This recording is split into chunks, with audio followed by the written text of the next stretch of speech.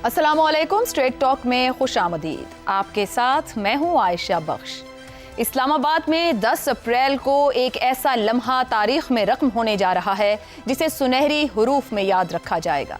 दुनिया में कामयाब सिफारतकारी का जिक्र करते हुए आने वाली नस्लें याद रखेंगी कि पाकिस्तान की मुतवाज़न सिफारतकारी ने आलमी बहरान और एक बड़ी जंग को रोककर इंसानी और माशी तबाही से दुनिया को बचाया। इस दिन न सिर्फ खिते बल्कि पूरी दुनिया की नजरें पाकिस्तान की जानिब होंगी। क्या जंग के इस अंधेरे में इस्लामाबाद रोशनी की किरण बनकर उभरेगा।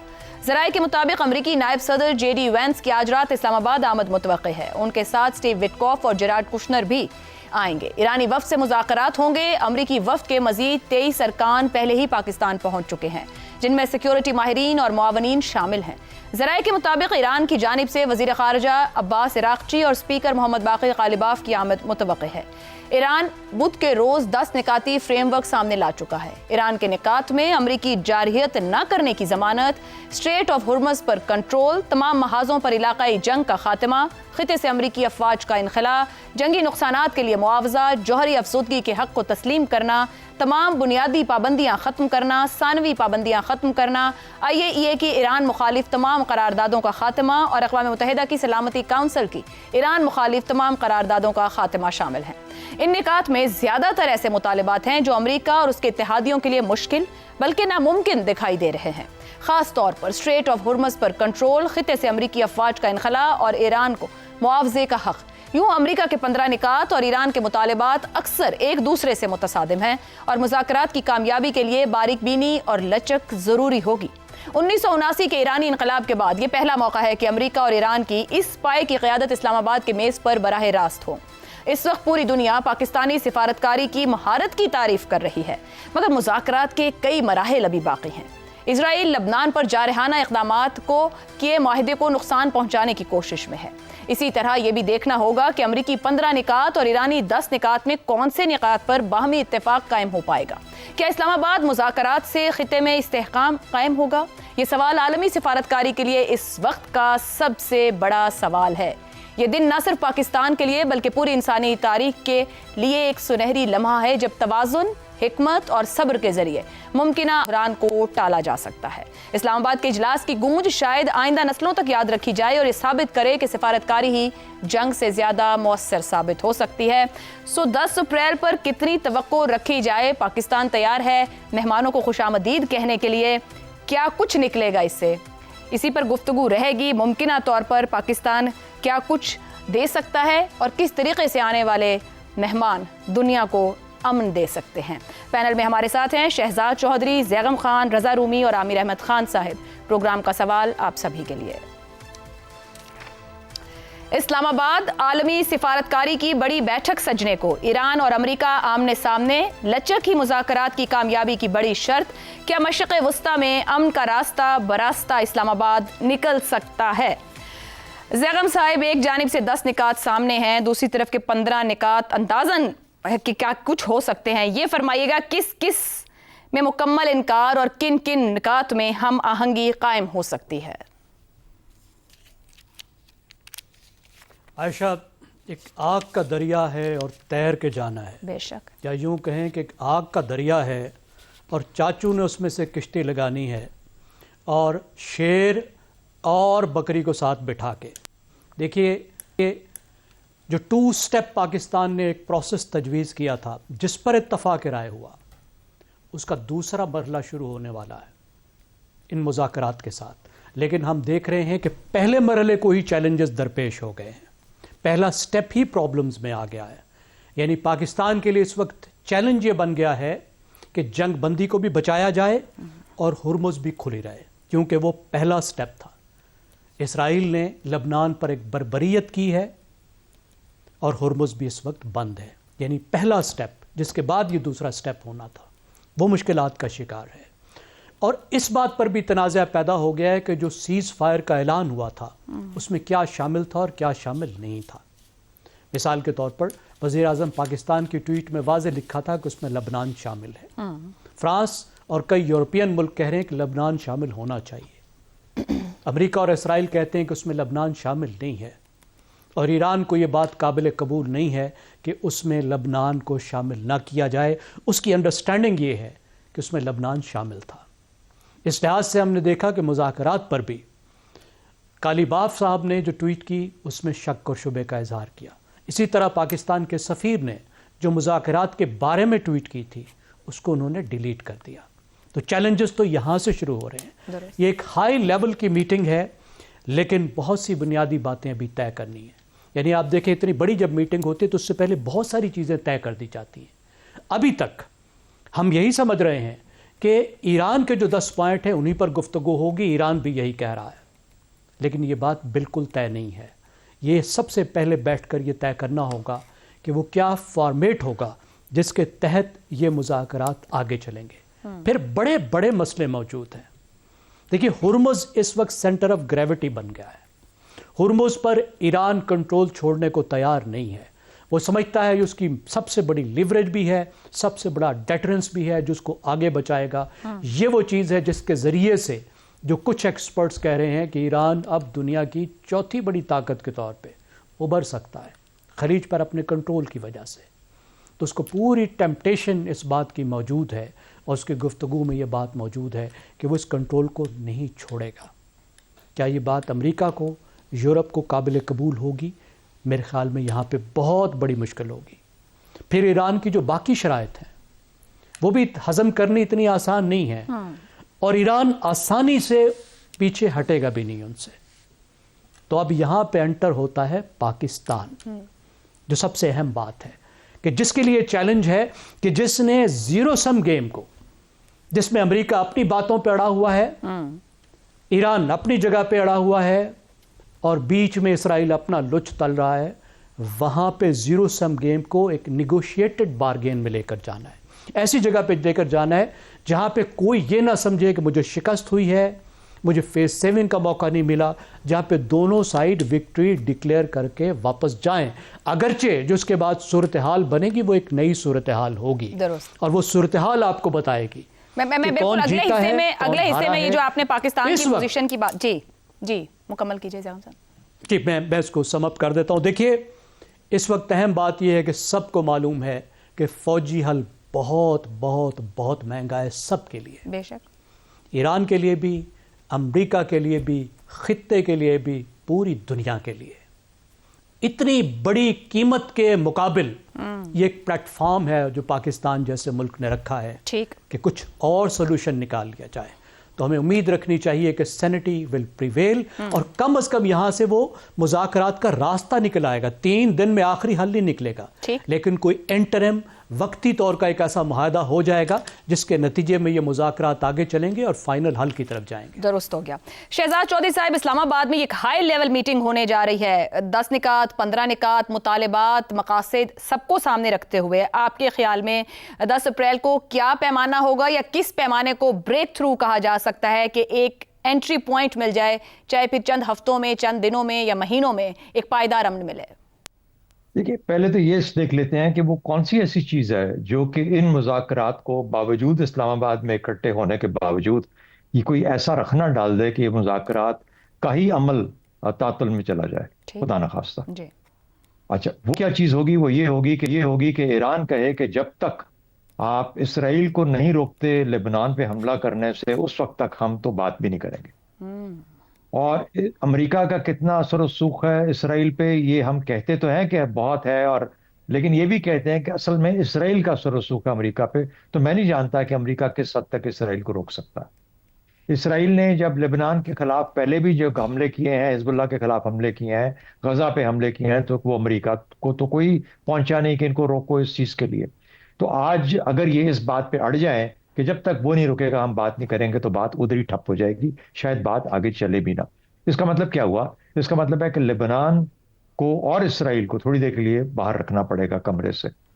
جب تک آپ ان دونوں کو باہر نہیں رکھیں گے, آپ یہ امریکہ اور ایران, یہ معاملات امریکہ اور ایران کے بیچ میں ہیں, اسرائیل اور ایران کے بیچ میں نہیں ہے. یہ ڈفرینشیشن کرنی پڑے گی ضروری.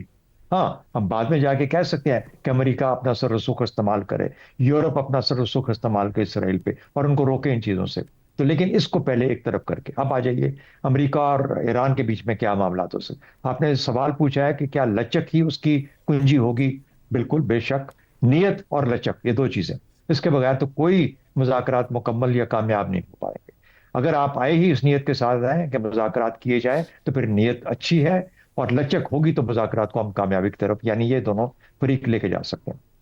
اب سب سے بڑا مسئلہ کیا ہے, امریکہ کیا کیا انٹرسٹ ہے صرف ایران کے ساتھ, ورنہ یہ کوئی جوڑ کے ملک تو نہیں ہے. امریکہ اور ایران کا آپس کا جوڑ تو نہیں ہے. کیا ہی کون سی ایسی پریشانی ہے امریکہ کو کہ وہ ایران کے ساتھ الجھ پڑا. نیوکلیئر جوہری طاقت بننے کا خطرہ. تو اگر ایران یہ کسی طریقے سے اور اپنے ایک جس طریقے سے یہ بات چیت کو لے کے آگے چلیں گے, اس کے بعد لے اور دے کی بنیاد کے اوپر وہ کہیں گے اگر ہم ٹھیک ہے ہم NPT میں کا ممبر ہیں, ہم 20% تک اس کو انرچ کریں گے, اس سے آگے نہیں جائیں گے, جو ہے اس کو اس طریقے سے ہم استعمال کریں گے یا جو بھی طریقہ اس میں اختیار کیا جائے گا. یعنی یہ اشور ہو جائے کہ جوہری طاقت ایران جوہری طاقت والا رستہ نہیں اپنائے گا, تو میرا خیال ہے امریکہ کا کم از کم بڑی حد تک اپنا جو مقصد ہے پورا ہو جائے گا. کیا اس کا مطلب ہے کہ ایران کبھی بھی جوہری طاقت نہیں بن پائے گا؟ شاید آگے چل کے بن پائے.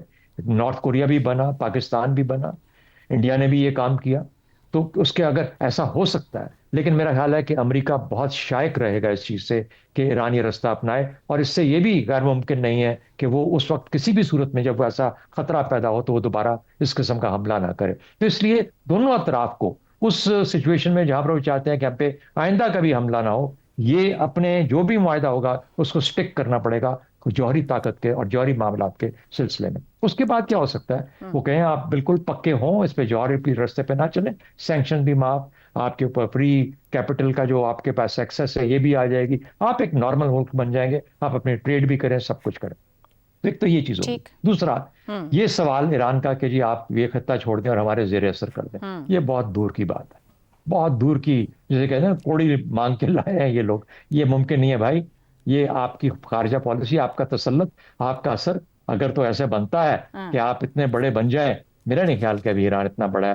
ایران چوتھی طاقت بھی میری نظر میں نہیں بن پا رہا. چوتھی طاقت کیا, ابھی تو بہت لمبا سفر ہے. ابھی تو خلیجی ممالک ہی اس کے خلاف کھڑے ہو گئے ہیں. کل کا حملہ جو تھا وہ کہنے کے مطابق, اب پتہ نہیں سچ ہے یا نہیں, لیکن UAE سے ہوا اس کے اوپر.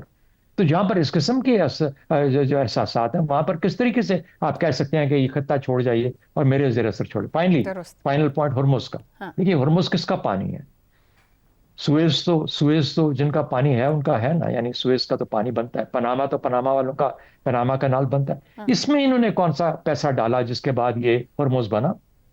ان کا تو نہیں ہے. یہ انٹرنیشنل اللہ تعالیٰ کا دیا ہوا وہ پانی ہے جو ساری دنیا استعمال کرتی ہے. تو آپ کے زیر تسلط نہیں رہ سکتا. بہرحال اس کو ایک طریقے کے ساتھ تمام لوگوں کو ساتھ ملا کے, ایران کو ساتھ ملا کے, اور اس میں ریپریشن کا معاملہ بھی ہو سکتا ہے کہ ہاں تھوڑا بہت آپ لے لیں, کچھ کریں, عمان کو بھی دیں وغیرہ وغیرہ. یہی ریپریشن خلیج بھی مانگ رہے ہیں کہ ایران نے ہمارے حملے کر کے ہم پہ ایسا نقصان کیا کہ ہمیں اس کا معاوضہ چاہیے.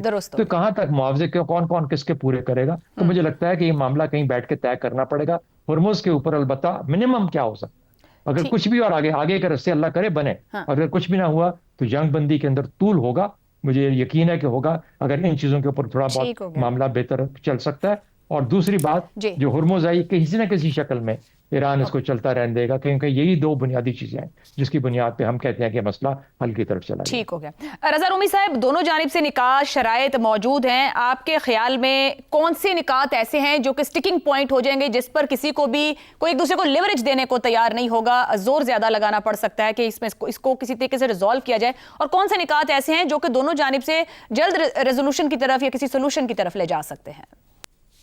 دیکھیے عائشہ, یہی سب سے مشکل جو مرحلہ آئے گا ان مذاکرات میں, اور یقیناً دونوں سائیڈز آپ کو پتہ ہے ان کی اپنے اپنے ویوز ہیں اس اوپر. خصوصاً یہ جو معاملہ ہے اسٹریٹ آف ہارمز کا, آپ دیکھیے اس میں آبنائے ہارمز تو آلریڈی ایک طرح سے انڈائریکٹلی ایران کا اس کے اوپر جو کنٹرول ہے اس کو تسلیم کر لیا گیا ہے, لیکن گوئنگ فارورڈ اس کے اوپر اگر مزید ایران جو ہے وہ شرائط لگائے گا. مثلا ابھی ایران کی پارلیمان نے وہ اس کے اوپر کچھ $2 ملین فی شپ کا ایک جو ہے وہ ٹول بھی لاگو کیا ہے. تو کیا گوئنگ فارورڈ جو ہے وہ یہ قابل قبول ہوگا امریکہ کو یا دیگر ممالک کو، یہ ایک ایسا پوائنٹ ہے کہ اس کے اوپر بھی تنازعہ کھڑا ہو سکتا ہے۔ لیکن جو سب سے اہم نکتہ جس پر ایران کو ایک حتمی گارنٹی چاہیے ہوگی وہ ہے کہ دوبارہ اس کے اوپر حملہ نہ ہو، جس طریقے سے پچھلے سال جون میں بھی کیا گیا، پھر اس سال ہو گیا، اب یہ جنگ بند ہو جاتی ہے، کچھ مہینوں کے بعد دوبارہ حملہ ہو جاتا ہے، تو پھر اس وقت کیا ہوگا؟ میرے خیال سے وہ جو گارنٹی والا معاملہ ہے وہ ایبسولوٹ گارنٹی چاہیے ہوگی ایران کو، اور وہ پھر امریکہ ہی دے سکتا ہے۔ لیکن پھر اس میں اسرائیل کا کیا کیا جائے، وہ جو بات ہو رہی ہے۔ پھر لبنان کا جو مسئلہ ہے ابھی یہ بھی سامنے ابھر کر آ گیا، جے ڈی وینس نے بھی کہہ دیا ہے لبنان کے بارے میں، لیکن جے ڈی وینس نے یہ بھی اشارہ دیا، کل وہ گفتگو کر رہے تھے، کسی جہاز میں چڑھ رہے تھے کہ اتر رہے تھے، تو انہوں نے کہا کہ ان کی یہ بات ہوئی اور اسرائیل جو ہے وہ اس کو بھی یہ کہا گیا کہ اپنے آپ کو تھوڑا سا ریسٹرین کرو، کنٹرول کرو، کیونکہ کل تو وہاں پہ بہت مارا ماری ہوئی اور آج بھی اطلاعات یہی آ رہی ہیں، تو یہ والا مسئلہ جو ہے یہ بھی آگے جو ہے یہ بڑھے گا۔ دیکھیے امریکہ کی تو جو ڈیمانڈز ہیں، میکسیملسٹ ڈیمانڈز ہیں اس وقت، وہ چاہتا ہے کہ ایران کے جتنے حلیف پراکسیز ہیں ان کا خاتمہ کیا جائے، ایران کا میسائل پروگرام خصوصاً لانگ رینج میسائلز جو ہے اس کو بند کیا جائے، ایران کا نیوکلیئر پروگرام جو ہے وہ مکمل طور پہ ختم ہو۔ حالانکہ ایران کی یہ جو پچھلے آیت اللہ تھے ان کا تو فتویٰ تھا کہ نیوکلیئر جو ہتھیار ہیں وہ غیر اسلامی ہیں۔ اب نئے جو ان کی جگہ ان کے بیٹے آئے ہیں آیت اللہ، بھی ان کی طرف سے کوئی کلیئر واضح فتویٰ نہیں ہے، لیکن اگر ایران میں یہی سسٹم موجود رہتا ہے مستقبل قریب میں تو پھر یہ دوبارہ سے ریوائیو بھی ہو سکتا ہے۔ تو یہ 3-4 نکات ہیں، اس کے اوپر جو ہے وہ امریکہ کے مطالبات ہوں گے جہاں پہ ایران بالکل اڑے گا۔ اور کیا رضا رومی صاحب یہ لبنان اسرائیل معاملے کو باہر رکھ کر بات انیشیٹ ہو پائے گی، یا ایران اس پوائنٹ کے اوپر سٹک کرتا رہے گا اور بات آگے نہیں بڑھ پائے گی؟ دیکھیے ابھی جو تھوڑی انڈیکیشن یہ آ رہی ہے کہ ایران جو ہے وہ لچک تو دکھائی ہے اس نے، اور جو ان کے اسپیکر غالباف جو صاحب جو ہے ان کا بھی ابھی ایک ٹویٹ آیا کل، تو وہ کہتے کہ کوئی ہم نے مذاکرات کرنے ہی نہیں، لیکن اب وہ یہ کہہ رہے کہ ہاں اس کے اوپر بات کی جا سکتی ہے، تو یہ ایک پیش رفت ہے ایک طریقے سے۔ تو وہ بس انہوں نے کہا کہ ایکسٹنگوش دا فائر امیڈیٹلی، فوری طور پہ آگ کو بجھایا جائے، تو گویا کہ وہ بھی تقاضا اور مطالبہ کر ہی رہے۔ لیکن دیکھیے عائشہ، اب وہ آپ علیحدہ کر نہیں سکتے اسرائیل کو، ساری جڑ اور آگ تو لگائی ہوئی اسرائیل کی ہے۔ یہ تو شاید امریکہ بھی اس حد تک آگے نہ گیا ہوتا اگر اسرائیل نے اس کو اتنا کیا امریکہ میں یہ ریئلائزیشن ہو رہی ہو کہ جو کچھ امریکہ نے لوز کیا اس جنگ کے دوران، یہ صرف اسرائیل کی وجہ سے ہو رہا ہے؟ جی بالکل، امریکہ میں یہ ریئلائزیشن آ رہی ہے، آہستہ آہستہ پبلک اوپینین میں بھی آ رہی ہے، اور یقیناً یہ بھی اس کے اوپر بھی اب لوگ جو ہے بہت زیادہ اسپیکولیٹ کر رہے ہیں کہ کیا واقعی ہی اسرائیل کے حوالے سے امریکی پالیسی بدلے گی۔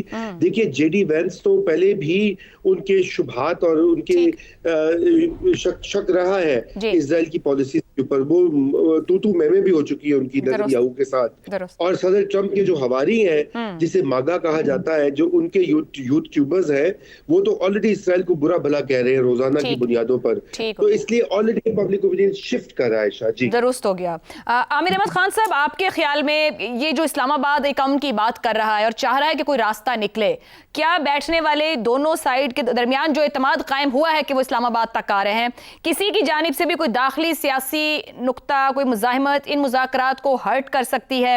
کیا دونوں تھوڑے تحمل سے ایک قدم پیچھے بیٹھ کر کسی ریزولوشن کی طرف جا پائیں گے؟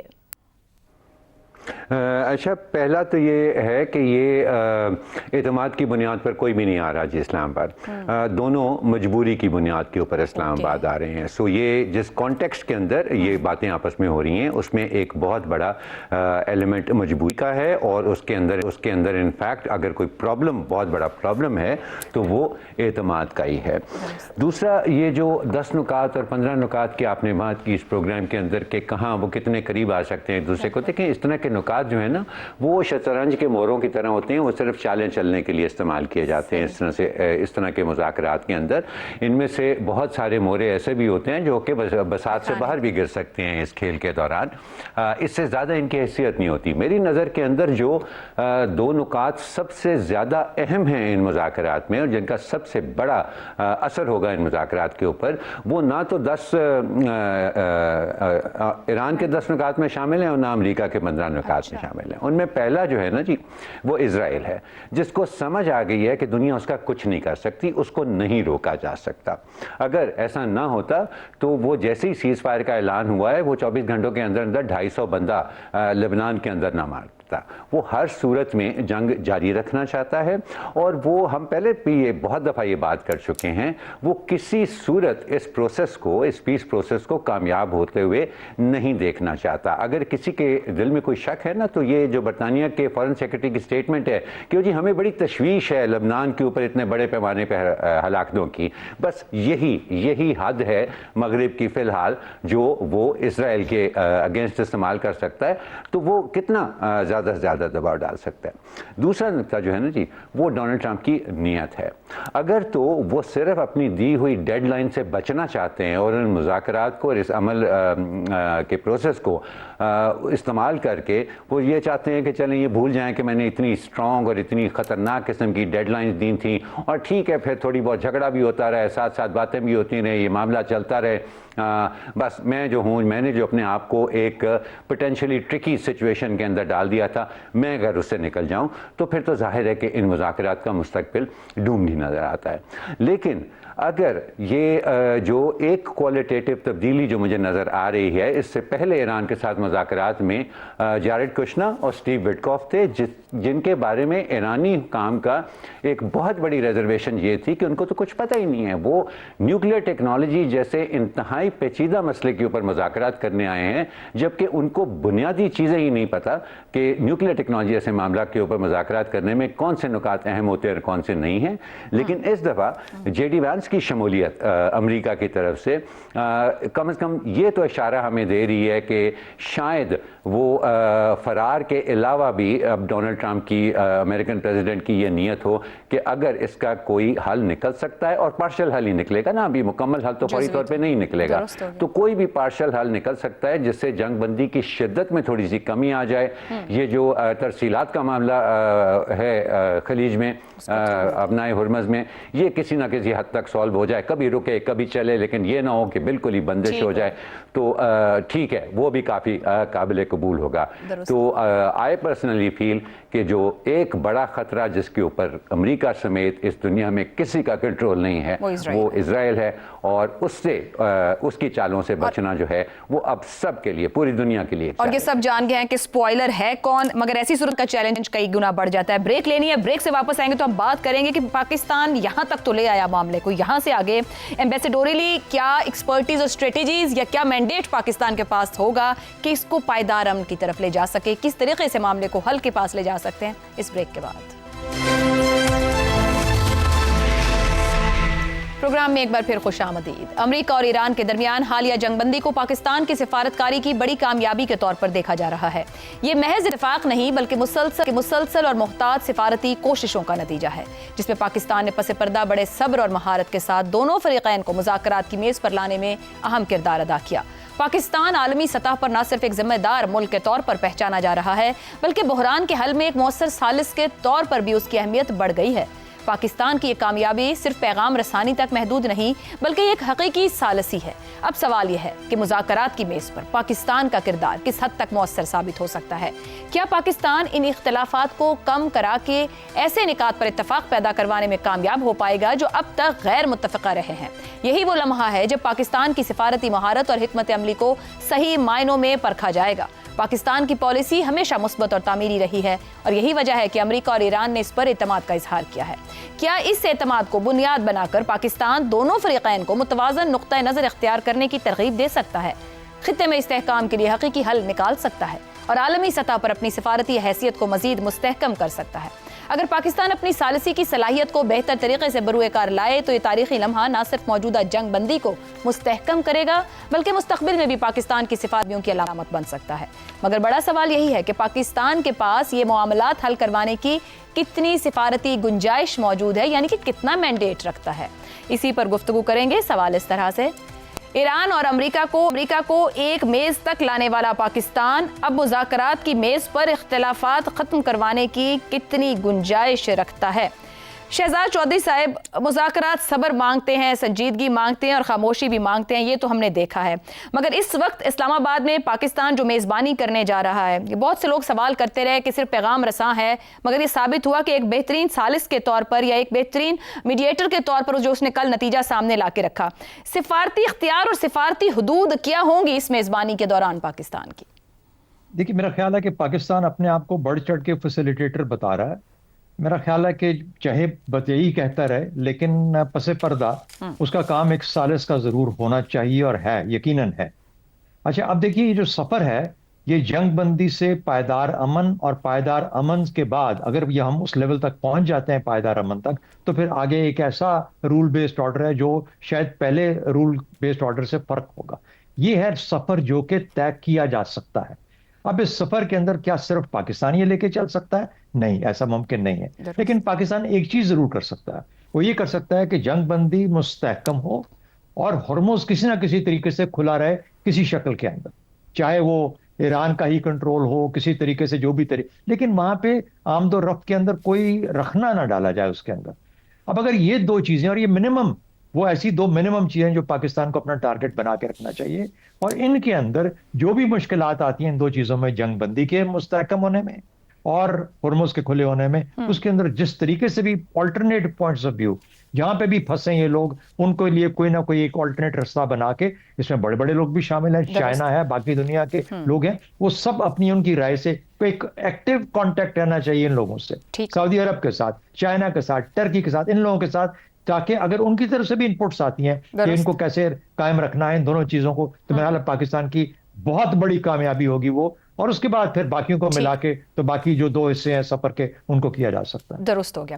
رضا رومی صاحب، پاکستان اس ثالثی کا ابھی تک بیلنسڈ اپروچ کو اپریشیٹ کیا گیا پاکستان کی، تو کس حد تک دونوں فریقین کو اپنے اپنے موقف میں لچک پیدا کرنے پر مجبور کر سکتا ہے؟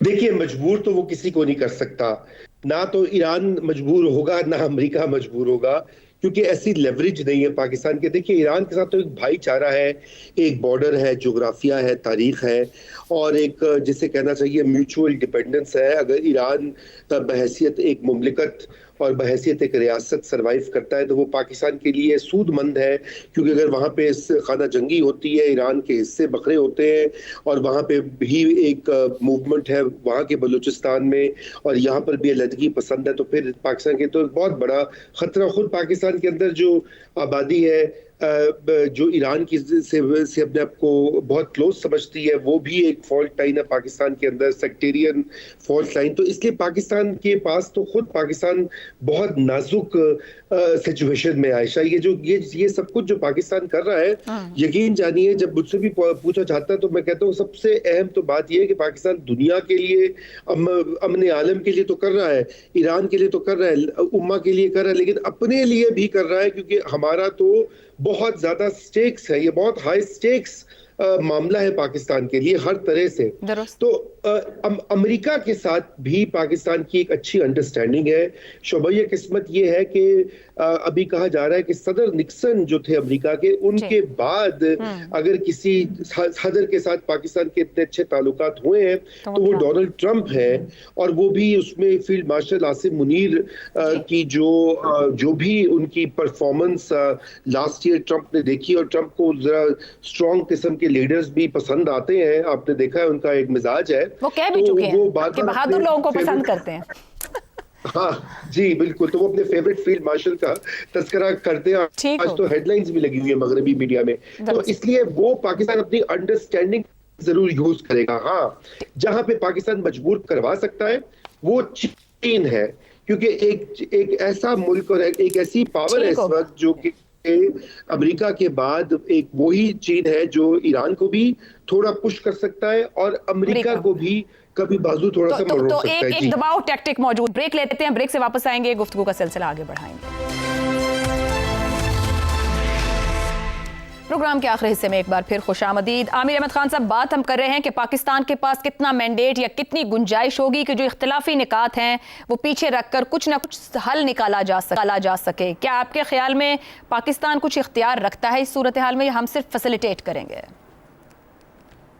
अच्छा, अगर आई थिंक पाकिस्तान को जो मौजूदा सूरत हाल है ना, उसका बहुत अच्छी तरह से आता है। वो जानता है कि जब तक इज़राइल है और उसका ये मजहबी अकीदा के ज़्यादातर मशरक़ वस्ता को उसका हिस्सा होना चाहिए, जब तक वो अपने उस अकीदे पर कायम है, तो फिर पायदार अमन की बात करना जो है वो सिर्फ वक्त का ज़िया है। आई थिंक पाकिस्तान की क़यादत के अंदर ये अवेयरनेस है। अब अगर इस तनाज़ुर के अंदर उनको देखें तो क्या ऑप्शन है पाकिस्तान के पास? एक तो वो जो अभी तक वो मुसलसल एक्सरसाइज किया जा रहा है कि ईरान को भी, और दूसरी तरह से जैसे हमने सऊदी अरेबिया के केस में भी देखा, उनको तहम्मुल, बार उनको तहम्मुल का पैगाम दे के रिस्ट्रेंट, उनको ये वाज़े रखे। उनको भी इस चीज़ का बहुत अच्छी तरह से अंदाज़ा होगा, लेकिन पाकिस्तान उसको मज़ीद वजाहत के साथ उनके सामने ये रखे कि हर मुमकिन कोशिश करेगा इज़राइल इस अमन मुआहदे को या इस अमन प्रोसेस को साबोटाज करने की, इसलिए मैक्सिमम रिस्ट्रेंट ये लोग दिखाएं। तो एक तो वहाँ पाकिस्तान का किरदार बहुत अहम हो सकता है, जो कि हमने देखा कि सऊदी अरब के मामले में उसकी अहमियत हमें नज़र आई।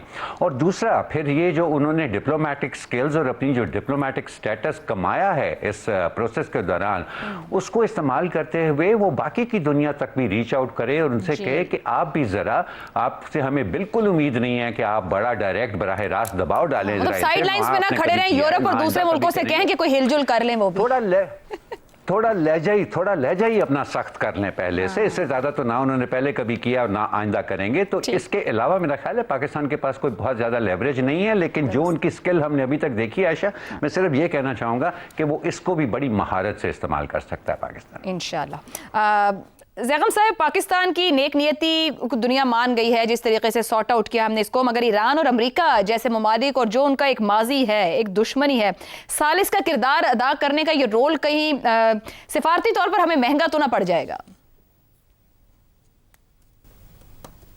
देखिए, प्रिंसेस डायना ने कहा था कि we were 3 in this marriage.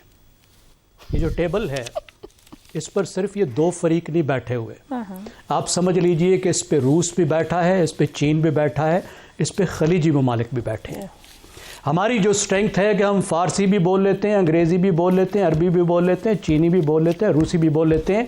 इन सब ताकतों के साथ हमारे अच्छे ताल्लुकात हैं, और टेबल से उठकर टेबल से बाहर जो हमारी गुफ्त शुनीद हो रही होगी वो इन तमाम ताकतों के साथ हो रही होगी, जिसकी वजह से इस गुफ्तगू को आगे बढ़ाने में एक बहुत बड़ी तक़वियत मिलेगी।